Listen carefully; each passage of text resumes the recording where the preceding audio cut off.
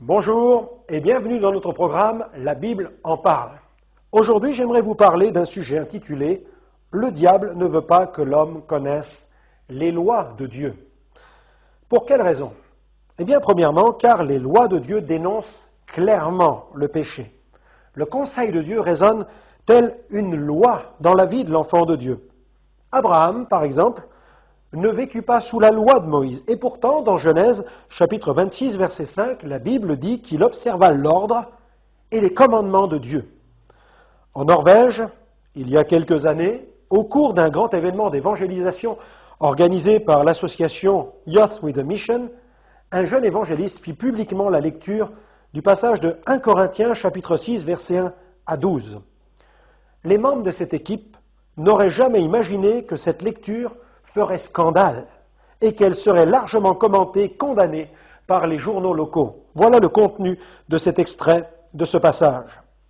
L'apôtre Paul déclare « Ne savez-vous pas que les injustes n'hériteront point le royaume de Dieu? Ne vous y trompez pas, ni les impudiques, ni les idolâtres, ni les adultères, ni les efféminés, ni les infâmes, ni les voleurs, ni les cupides, ni les ivrognes, ni les outrageux, ni les ravisseurs n'hériteront le royaume de Dieu. » Et c'est là ce que vous étiez. Alors imaginez quelques instants ce jeune évangéliste sur la place publique en train de proclamer ce message. Mais vous avez été lavés, mais vous avez été sanctifiés, mais vous avez été justifiés au nom du Seigneur Jésus-Christ et par l'Esprit de notre Dieu. Alors suite à cette déclaration, cette organisation chrétienne fut accusée d'intolérance et de discrimination par la presse. Le diable ne veut pas que l'homme connaisse les lois de Dieu parce que ces lois dénoncent clairement le péché. Parmi cet arsenal de conseils et des lois contenus dans la Bible, la parole de Dieu, il y a, dans Exode chapitre 20, les 10 commandements. En voici la liste.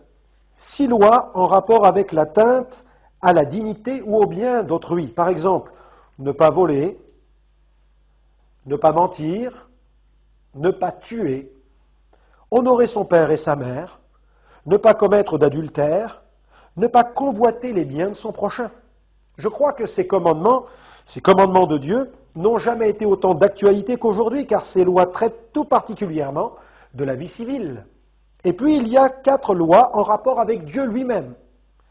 Tu n'auras pas d'autre Dieu devant ma face, tu ne te feras point d'image taillée, tu ne prononceras pas le nom de l'Éternel ton Dieu en vain, et tu devras te souvenir de ton Dieu en mettant un jour à part qui lui sera consacré. Dieu nous donne des lois fondamentales, des lois qui nous permettent de nous tenir à l'écart du péché. Mais le diable ne veut pas que nous entendions le message des 10 commandements. Pourquoi? Eh bien, deuxièmement, parce que la connaissance de la loi conduit à la conviction de péché. Lorsqu'un homme entend la loi de Dieu, sa conscience s'éveille quant à son état de péché. Le célèbre prédicateur Charles Spurgeon a déclaré en parlant des gens qui vivent dans le péché, ils n'accepteront pas la grâce tant qu'ils ne trembleront pas devant une loi sainte et juste. Ils doivent être d'abord terrassés par la loi avant de revenir à la vie par l'Évangile. Lorsque j'ai entendu pour la première fois la loi de Dieu, j'ai compris que je l'avais transgressée. J'ai compris que j'avais cassé cette loi en deux à cause de mes fautes. La Bible déclare dans Romains chapitre 7, versets 7 à 14. Que dirons-nous donc? La loi est-elle péché? Loin de là. Mais je n'ai connu le péché que par la loi. Car je n'aurais pas connu la convoitise si la loi n'eût dit « Tu ne convoiteras point ». Et le péché, saisissant l'occasion, produisit en moi par le commandement toutes sortes de convoitises. Car sans la loi, le péché est mort. Pour moi, étant autrefois sans loi, je vivais. Mais quand le commandement vint, le péché reprit vie et moi je mourus. Ainsi, le commandement qui conduit à la vie se trouva pour moi conduire à la mort. Car le péché, saisissant l'occasion, me séduisit par le commandement et par lui me fit mourir. La loi donc est sainte, et le commandement est saint, juste et bon. Ce qui est bon a-t-il donc été pour moi une cause de mort? Loin de là. Mais c'est le péché, afin qu'il se manifestât comme le péché en me donnant la mort par ce qui est bon, et que, par le commandement, il devint condamnable au plus haut point. Troisièmement, la loi a pour mission de nous enseigner la crainte de Dieu. J'ai fait une expérience frappante alors que je n'étais qu'un enfant. Un de mes camarades possédait une carabine à plomb. Il était déjà un champion de tir en herbe.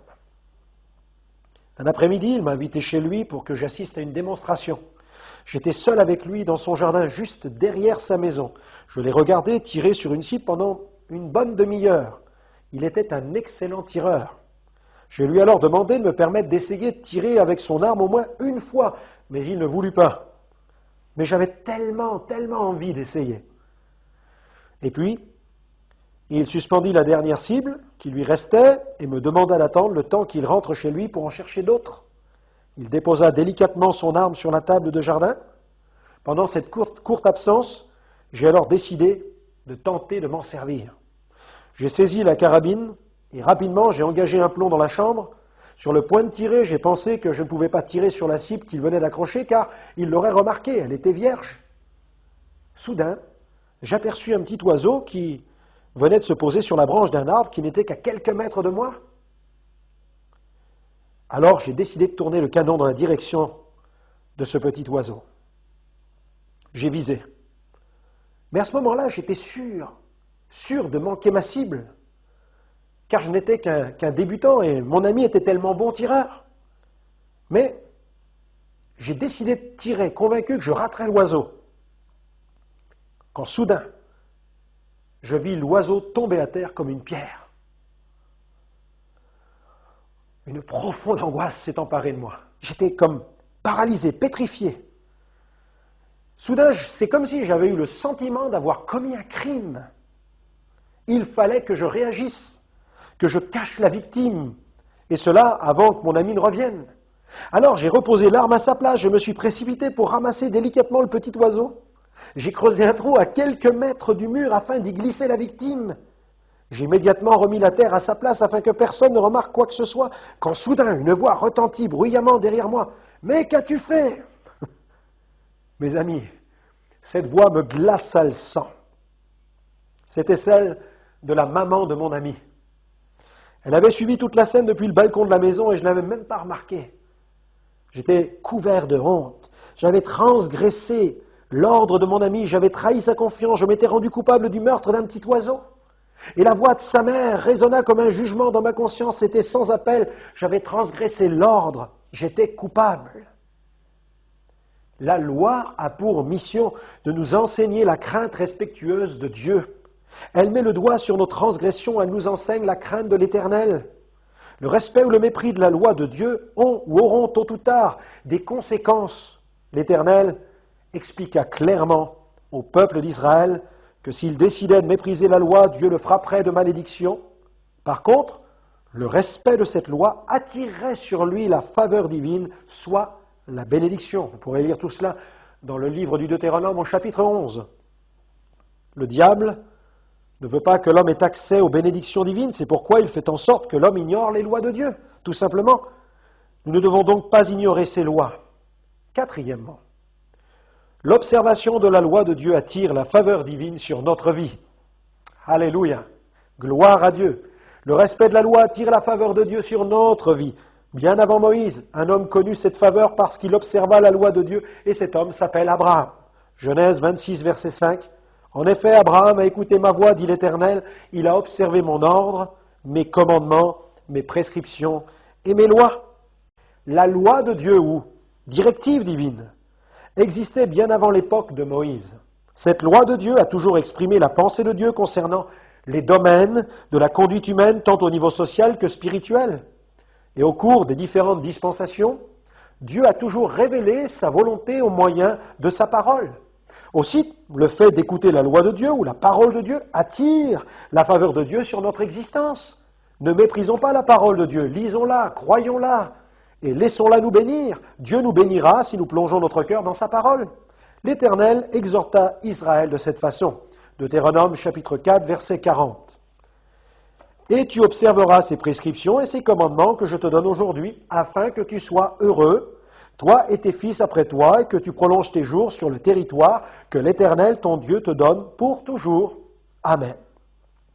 La loi de Dieu, elle est sainte, elle est bonne, elle est juste. Cependant, bien qu'elle mette le doigt sur notre péché, elle n'a pas la puissance de nous en délivrer.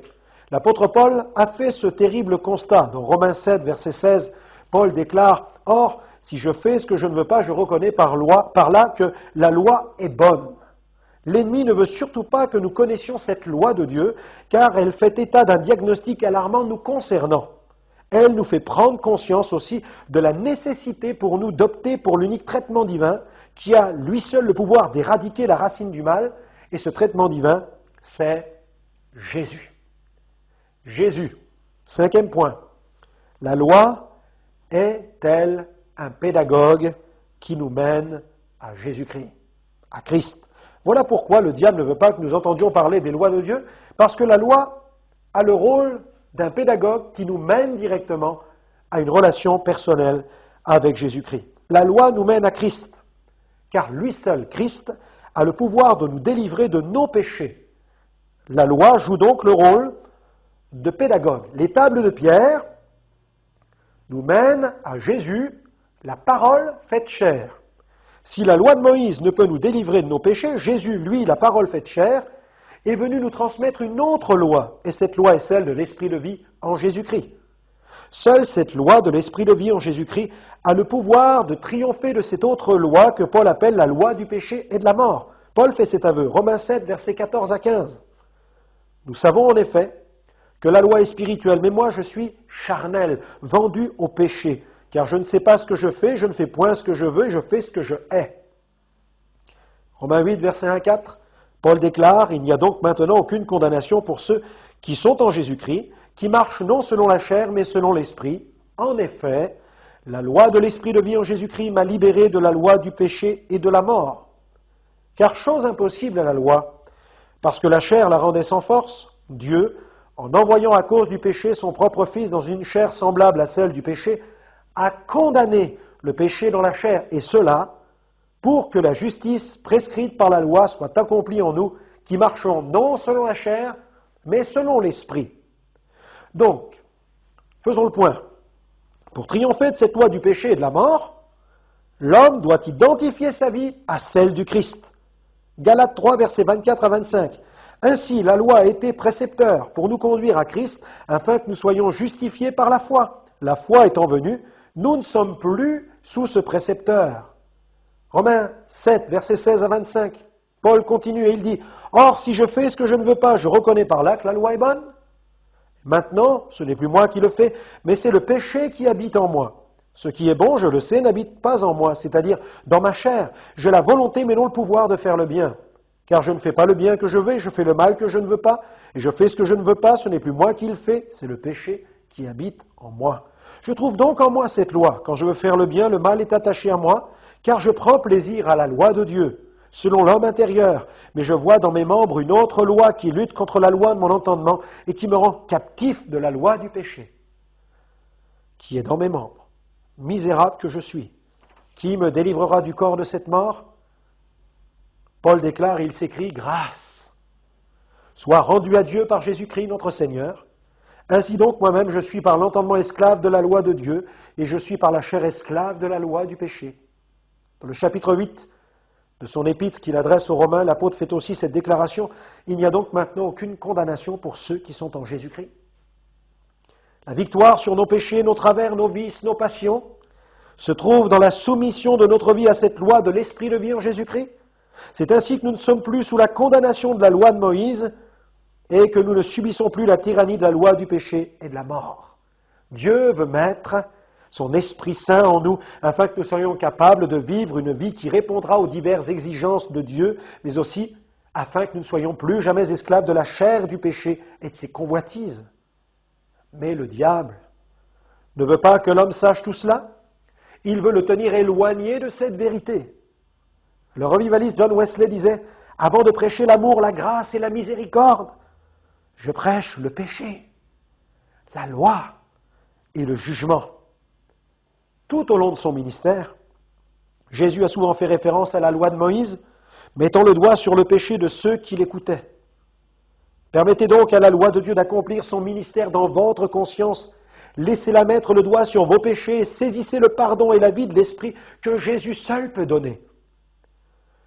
Cet homme de Dieu, M. Meyer, a dit, « Si l'histoire nous apprend quelque chose, elle nous apprend que la tolérance sur le plan moral est le chemin le plus sûr chemin qui mène une nation à la ruine. La société qui ne condamne pas le péché se condamne elle-même. » Le diable ne veut pas que nous sachions que Dieu a des lois.